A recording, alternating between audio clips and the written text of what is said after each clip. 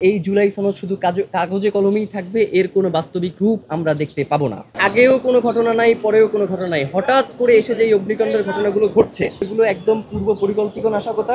আমরা ইনকিলাব মঞ্চের পক্ষ থেকে আজকে ৩ দফা ঘোষণা করছি। ৯০-এর গণ অভ্যুত্থানেও বেশ কিছু বিষয়ে রাজনৈতিক সমঝোতা তৈরি হয়েছিল, কিন্তু পরবর্তীতে আদৌ সেই রাজনৈতিক সমঝোতাগুলোর কোনো একটা বাস্তবায়ন হয়েছে?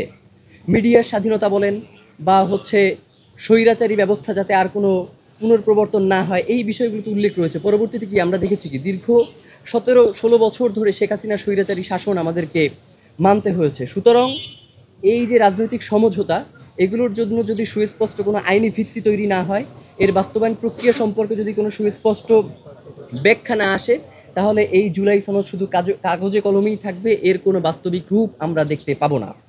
আর সর্বশেষ যেই ব্যাপারটা বলতে চাই, নির্বাচন যত ঘনিয়ে আসছে আমরা দেখতে পাচ্ছি যে বাংলাদেশে বেশ কিছু ঘটনা ঘটছে, যেগুলো আসলে কোনোভাবেই দুর্ঘটনা ভুলে আসলে এড়িয়ে যাওয়ার কোনো সুযোগ নাই। আপনারা জানেন যে আমি জাস্ট ৪-৫ দিনের একটা এখানে নিয়ে এসেছি সংবাদপত্র থেকে ফুটেজ, যেটা সর্বশেষ শনিবারে আপনার হযরত শাহজালাল আন্তর্জাতিক বিমানবন্দরে যেই ভয়াবহ কার্গো ভিলেজে ভয়াবহ অগ্নিকাণ্ডের ঘটনা ঘটেছে।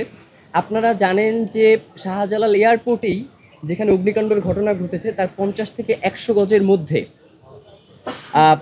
শাহজালাল এয়ারপোর্ট কর্তৃপক্ষেরই দুটি অগ্নি নির্বাপন ব্যবস্থা রয়েছে, এবং প্রাথমিক পর্যায়ে আগুন এত দ্রুত ছড়িয়ে পড়ে নাই।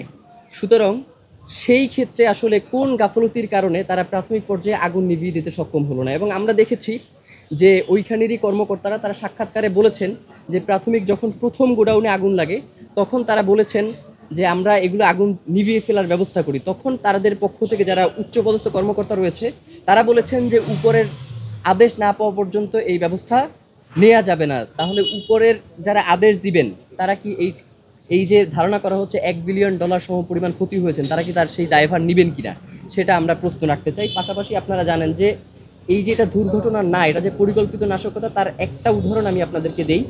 সর্বশেষ শনিবার শাহজালাল আন্তর্জাতিক বিমানবন্দর, এর মাত্র একদিন আগে বৃহস্পতিবার চট্টগ্রামের সিপিজেড, তার একদিন আগে রূপনগর শিল্প এলাকায় কেমিক্যাল গোডাউনে আগুন এবং ১৬ জন গার্মেন্টস কর্মীর মরদেহ উদ্ধার এবং আরও বেশ কয়েকজন নিখোঁজ রয়েছে।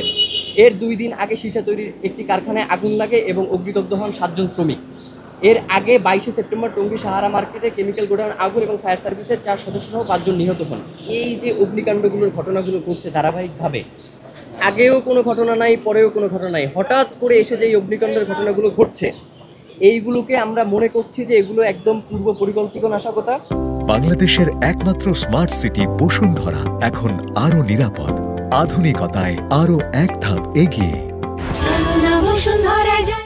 এবং আমরা মনে করছি যে আওয়ামী লীগের ইতিহাস যদি আমরা দেখি, তাহলে নির্বাচনের আগে বা নির্বাচন পরবর্তী সময়ে যখনই তারা বিভিন্ন ধরনের বেকায়দার মধ্যে পড়তো, তখন তারা এই অগ্নিকাণ্ড বা এই জাতীয় বিষয়গুলোকে দিয়ে তারা দেশে একটা অরাজকতা তৈরি করার সৃষ্টি করতে, এবং আওয়ামী লীগ তো ঘোষণাই দিয়েছে তারা সশস্ত্র বিপ্লবের ডাক দিচ্ছে।